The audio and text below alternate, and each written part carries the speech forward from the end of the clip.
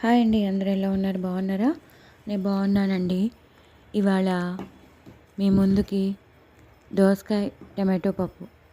దోసకాయ టమాటో పప్పు చాలా టేస్టీగా ఉంటుంది. అందరికీ తెలుసు. సో మీరందరూ కూడా తప్పకుండా ట్రై చేయండి. మీరందరూ నా ఛానల్ని సబ్స్క్రైబ్ చేసుకోండి, సపోర్ట్ చేయండి. అలాగే నా ఛానల్ విత్ స్టాండ్ అయ్యేటట్టు చూడండి. సో ఇంకో నలుగురికి షేర్ చేసి అందరూ సబ్స్క్రైబ్ చేసుకోండి. కొత్త వాళ్ళు ఎవరైనా ఉంటే వాళ్ళు కూడా సబ్స్క్రైబ్ చేసుకోండి. సో నా ఛానల్ని సపోర్ట్ చేయండి. సో మేము ముందుకి ఇవాళ దోసకాయ టమాటో పప్పు. దోసకాయ టమాటో పప్పు చాలా చాలా చాలా టేస్టీగా ఉంటుంది. మనం అందరం చేసుకుంటూనే ఉంటాం. కానీ ఇవాళ మనం చేసుకునేది మాత్రం వేయించిన పప్పుతో దోసకాయ టమాటో పప్పు. వేయించిన పప్పుతో దోసకాయ టమాటో పప్పు చాలా బాగుంటుంది. పప్పుని చాలా దోరగా వేయించుకోవాలి. అక్కడే ఉండాలండి, లేకపోతే మాడిపోతుంది. సో మనం ఏమాత్రం కొంచెం అటువైపు ఇటువైపు వెళ్ళినా పప్పు మాడిపోతుంది. అలా వెళ్ళకుండా మీరు పప్పును చాలా చాలా దోరగా కమ్మటి వాసన వస్తూ ఉంటుంది. ఆ కమ్మటి వాసన వచ్చినప్పుడు మీరు దించేయచ్చు. మనకి తెలిసిపోతుంది ప్రతి బద్ద చక్కగా బ్రౌన్ కలర్లో అయిపోతుంది, వేగినట్టు అయిపోతుంది. మంచి వాసన వచ్చేస్తుంది, పప్పు మంచి ఫ్లేవర్ వస్తూ ఉంటుంది, అంటే వేగిపోయినట్టు. సో దాన్ని మీరు తప్పకుండా తీసేసి శుభ్రంగా కడిగేసుకుని అప్పుడు మీరు, ఎందుకంటే కడిగాక వేయించడం కష్టం కాబట్టి ఒకసారి వేయించేశాక అప్పుడు నీళ్లు పోసి కడిగేసేసి మీరు ఏ గిన్నెలో పప్పును ఉడకబెట్టుకుంటారో ఆ పప్పులో ఉడకబెట్టేసుకుని అప్పుడు మీరు తగినన్ని నీళ్లు పోసుకుని, కొంచెం వేయించిన పప్పు కాబట్టి కొంచెం టైం పడుతుంది ఉడకడానికి కూడా, కొంచెం టైం అవుతుంది కాబట్టి కొంచెం ఎక్కువ మనం నార్మల్గా పోసుకునే పప్పులో కన్నా ఎక్కువ నీళ్లు ఈ వేయించిన పప్పులో పోయాలి. సో కొంచెం ఎక్కువ నీళ్లు పోసుకోండి. అంటే దానికి ఎన్ని గ్లాసులు పోస్తారో అంటే మీరు తీసుకున్న పప్పును బట్టి మనం నీళ్లు పోస్తాం కాబట్టి మీరు మామూలుగా నార్మల్గా మామూలు పప్పుకి ఎంత పోస్తారో దానికన్నా 1.5 గ్లాసులు ఎక్కువ పోస్తే సరిపోతుందండి. తర్వాత పచ్చిమిరపకాయలు వేసేయండి, టమాటోలు వేయండి. అలాగే నేను దోసకాయలు కూడా వేసాను. హాఫ్ చెక్క దోసకాయ ఉంటే దోసకాయ కూడా వేసేసాను. సో కొంచెం పుల్ల పుల్లగా ఉంటుంది. ఈ టమాటో పులుపు ఆ దోసకాయ పులుపు రెండు కలిపి చాలా టేస్టీగా ఉంటుంది. సో మీరందరూ కూడా తప్పకుండా ఇలా దోసకాయ టమాటో పప్పు ట్రై చేయండి. సో పచ్చిమిరపకాయలు, దోసకాయ ముక్కలు, మన టమాటో అన్నీ వేసేసాక కొంచెం కారం వేయండి, పసుపు వేయండి. మీకు తగినంత కారం వేసుకోండి. నేనైతే 2.5 స్పూన్లు వేశాను. మీరు తగినంత కారం వేసుకోండి. అలాగే కొంచెం పసుపు వేసుకోండి. ఉడకబెట్టేసేయండి.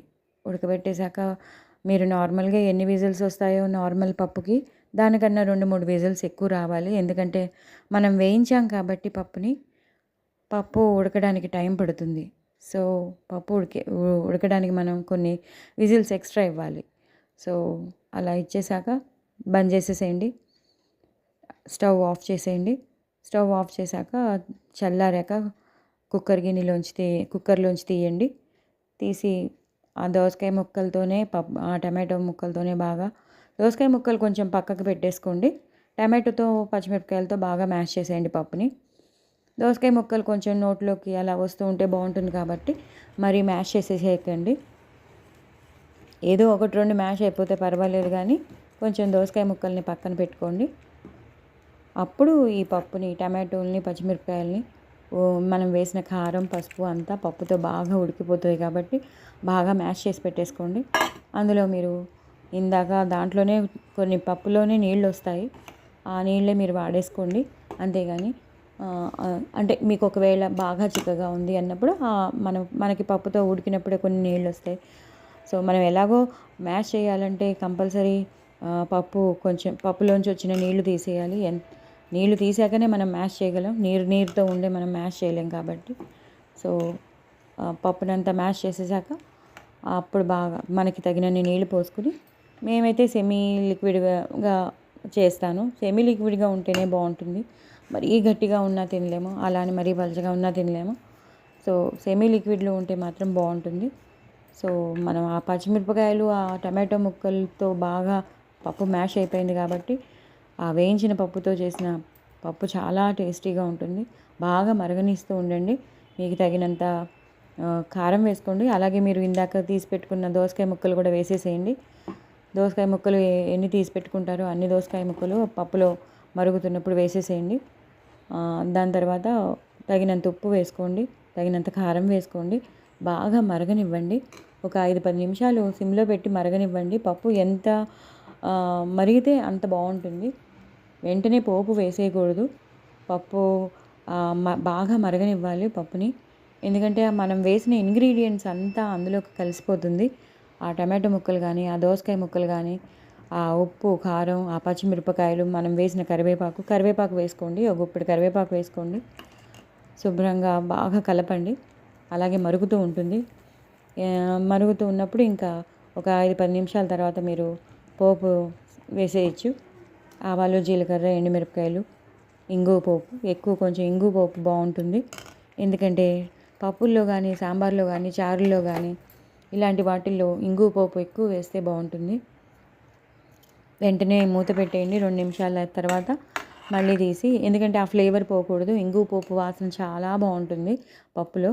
సో 2 నిమిషాల తర్వాత మళ్ళీ తీసి ఒకసారి మరగనివ్వండి పప్పుని. మనం చేసేది దోసకాయ టమాటో పప్పు కాబట్టి ఆ దోసకాయ ఫ్లేవర్ అంతా పప్పులోకి వెళ్ళిపోతుంది.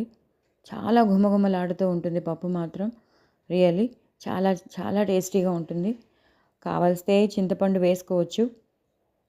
అక్కర్లేదన్న వాళ్ళు వేసుకోక్కర్లేదు. ఎందుకంటే ఆ టమాటో పప్పుతోనే ఆ దోసకాయ ముక్కల్లో ఉన్న పులిపే సరిపోతుంది. లేదంటే మాకు సరిపోదు అన్నవాళ్ళు ఇంకొంచెం కొంచెం చింతపండుని పిండి వేసుకోవచ్చు. అది మీ ఇష్టం బట్టి ఉంటుంది. సో అంతా బాగా మరిగిపోయాక మీరు ఇంకా ఎలాంటివి వేయవలసిన అవసరం లేదు. పప్పు కాబట్టి ఎలాంటి మసాలా పౌడర్లు వేయక్కర్లేదు, ఏం వేయక్కర్లేదు. జస్ట్ ఆ టమాటో, పచ్చిమిరపకాయలు, ఉప్పు, కారం, వెల్లుల్లిపాయ పోపు పెట్టుకోవచ్చు. వెల్లుల్లిపాయ పోపు కావాల్సిన వాళ్ళు పెట్టుకోవచ్చు, అక్కర్లేని వాళ్ళు స్కిప్ చేసేయచ్చు. సో అది కూడా మీ ఇష్టాన్ని బట్టే ఉంటుంది. వెల్లుల్లిపాయ పోపు పెట్టుకున్నా చాలా బాగుంటుంది. వెల్లుల్లిపాయ మేము తినమండి అన్నవాళ్ళు స్కిప్ చేసేయచ్చు.